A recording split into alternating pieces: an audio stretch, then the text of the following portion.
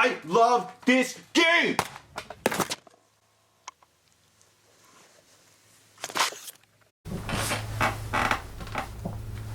The Xbox 360 might be my favorite console. It had the best shooters, and it had Xbox Live Arcade, and it had a decent amount of JRPGs. Not as many as the PS3, admittedly, but it was still a big step up from the last generation.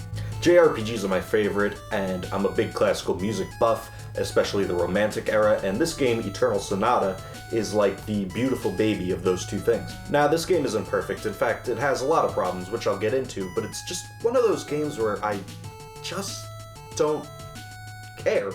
This video is just gonna literally be me ranting and raving about Eternal Sonata, so let's do it.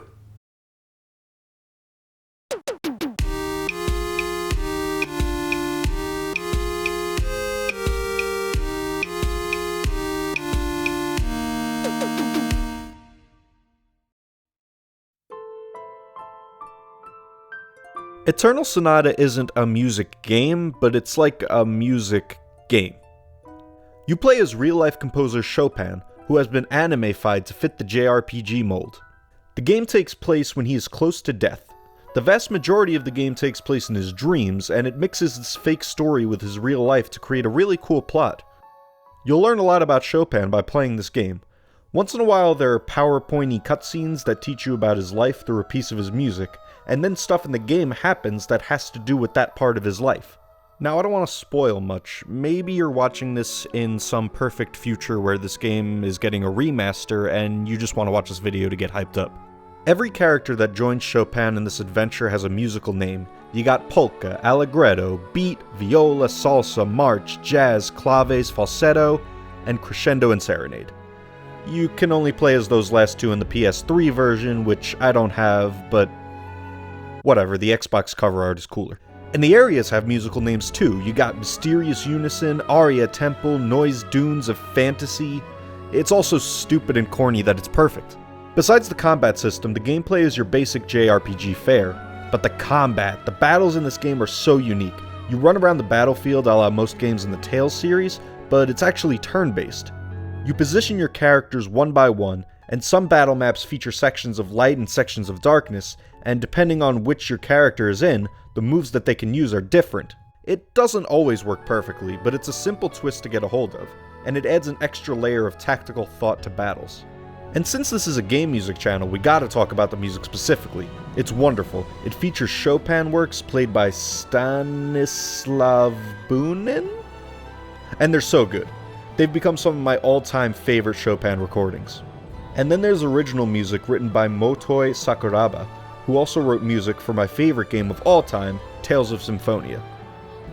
That soundtrack was full of bops, and this one is no different. Possibly my favorite track in the game is the final battle theme, Scrap and Build Ourselves, which takes material from Chopin's Etude No. 12, aka the Revolutionary Etude, and mixes it with original music to create this really epic piece to wrap up the game.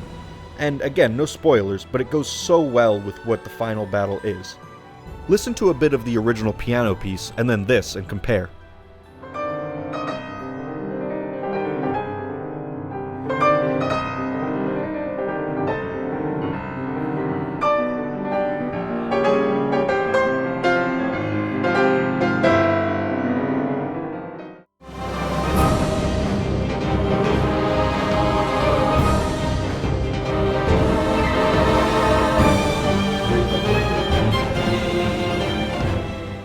Now, this isn't a perfect game. My main complaint is that not all of the characters' individual stories really see much resolution by the end. It's kinda like the game couldn't decide if it wanted characters to supplement Chopin's story, or be their own characters, and they kinda chose some weird point in the middle. The battles are unique, but in some instances, combat just feels a little janky. Oh, and there's this optional area right before the end of the game that gives you a really cool reward. But it's massive and hard unless you grind a lot and you can't save. Seriously, I was in this godforsaken place for 3 hours, got super close to the end, got killed, and had to start all over. Then I did another 3 hours, got even closer to the end, got killed, and had to start all over. Then I did another 3 hours, got even closer to the end, got killed, and that's the last time I ever played this game. That all aside, I had a great time with Eternal Sonata. It's a dream mashup of JRPG and romantic era music, like it was crafted in heaven just for me. On the way to Earth, it hit a little turbulence, but the foundation of it is strong and it holds a very special place in my heart. So that's Eternal Sonata. There's also a manga, if you're not into video games, which begs the question of what you're doing here, but hey, I love any attention I can get, so give me a thumbs up, give me a subscribe, and I'll see ya real soon. Take care.